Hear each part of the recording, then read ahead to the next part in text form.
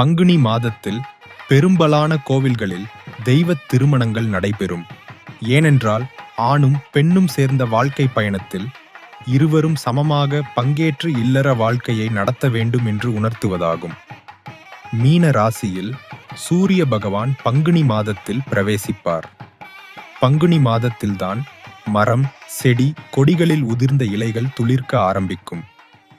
பங்குனி உத்திர நட்சத்திரம் மற்ற நட்சத்திரங்களை விட அதிக மகத்துவம் வாய்ந்தது. ஏனென்றால் இந்த மாதத்தில் உத்திர நட்சத்திரமும் பௌர்ணமி தினமும் சேர்ந்து வருகின்ற நாளை பங்குனி உத்திர திருநாள் என்று அதிகளவிலான தெய்வத் திருமணங்கள் நடைபெறுகின்றது. திருமணமாகாதவர்கள் பங்குனி உத்திர நாளில் கல்யாண விரதம் கடைபிடித்து ஆலயங்களில் நடைபெறும் இறைவனின் மணக்கோலத்தை தரிசித்தால் விரைவில் திருமணம் கைகூடும். பங்குனி உத்திர நாளுக்கு பல சிறப்புகள் உண்டு. அவை என்னவென்றால், முருகப்பெருமான் தெய்வானை திருமணம் நடந்த நாள், ஸ்ரீவள்ளி அவதரித்த தினம், பார்வதி தேவியை சிவனார் கரம் பிடித்த நாள், மதுரையில் மீனாட்சி தேவி சுந்தரேஸ்வரர் திருக்கல்யாண வைபவம் பங்குனி உத்திரத்தன்று நடைபெற்றதாகவும் கதை உண்டு. தேவேந்திரன் இந்திராணி திருமணம் நடைபெற்ற நாள், ராமபிரான், சீதாதேவி, பரதன், மாண்டவி, லட்சுமணன், ஊர்மிளை, சத்ருக்னன், சுருதகீர்த்தி ஆகியோருக்கு திருமணம் நடந்ததும் இந்த தினத்தில்தான். பங்குனி உத்திர விரத மகிமையால் அழகுமிக்க 27 கன்னியரை சந்திரன் மனைவியாக கொண்டதாகச் சொல்வர். இந்த நாளில் விரதம் மேற்கொண்ட மகாலட்சுமி விஷ்ணுவின் திருமார்பில் வீற்றிருக்கும் பேறு பெற்றாள். ஸ்ரீவில்லிபுத்தூரில் ஆண்டாள் ரங்கமன்னார் திருக்கல்யாண வைபவம் நிகழ்ந்த திருநாள் பங்குனி உத்திரம். தனது தவத்தை கலைத்த மன்மதனை சிவபெருமான் நெற்றிக் கண்ணால் எரித்து சாம்பலாக்கினார். பின்னர் தன்னை வணங்கி மன்றாடிய ரதிதேவியின் வேண்டுகோளுக்கு இறங்கி மன்மதனை மீண்டும் சிவபெருமான் உயிர்ப்பித்தது பங்குனி உத்திரம் திருநாளில்தான்.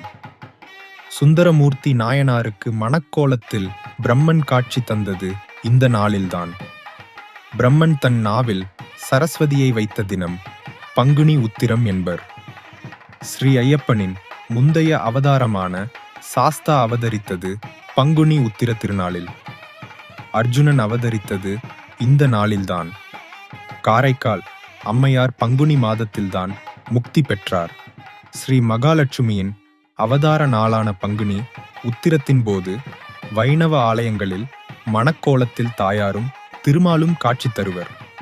காஞ்சியில் பௌர்ணமி திதி கூடிய பங்குனி உத்திரத்தன்று காமாட்சி ஏகாம்பரேஸ்வரர் திருமணம் நடக்கும். அப்போது அதே மண்டபத்தில் ஏராளமானோர் திருமணம் செய்து கொள்வதும் நிகழும். இந்த நாளில் காஞ்சி வரதராஜர் கோயில், பெருந்தேவி தாயார் சந்நிதியில் ஸ்ரீதேவி பூதேவி, மலையாள நாச்சியார், ஆண்டாள் மற்றும் பெருந்தேவி தாயார் சகிதம் காட்சி தருகிறார் வரதராஜ பெருமாள். திருவையாறு அருகே உள்ள திங்களூர் நவகிரக சந்திரன் ஆலயத்தில் ஆண்டுதோறும் பங்குனி உத்திர நன்னாளில் காலையில் 6 மணிக்கு சூரிய கதிர்களும் மறுநாள் மாலை 6 மணிக்கு சந்திரனின் ஒளியும் சிவலிங்கத்தின் மீது விழுகின்றன. அப்போது இங்கு சூரிய சந்திர பூஜைகள் சிறப்பாக நடைபெறுகின்றன. இந்த பூஜையை தரிசித்தால் எல்லா வளமும் பெறலாம் என்பது பக்தர்களது நம்பிக்கை. தஞ்சாவூர் மாவட்டம் திருவையாறு அருகிலுள்ள புண்ணிய திருத்தலம் திருமழபாடி.